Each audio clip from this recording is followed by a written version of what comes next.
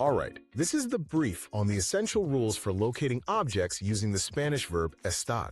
Look, if you really want to get what we call spatial mastery in Spanish, being able to say exactly where things are, then you've got to get the verb estar right.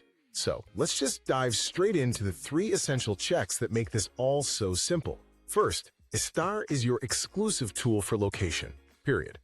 If you are describing where an object or a person physically is, estar is the only verb for the job. So if you even think about reaching for the verb ser, just don't. For physical location, estar is non-negotiable.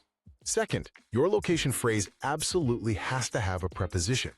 When you use estar, the part that comes after it must be anchored by a word of spatial arrangement.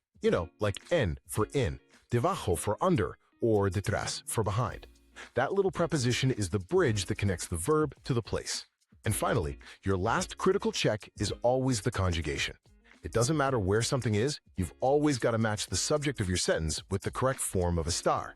So, for example, if your subject is ellos, or they, you have to use están. You just have to nail that agreement. So, master these 3 steps, using estar, including a preposition, and proper conjugation, and you've got the entire framework for perfectly locating anything in Spanish.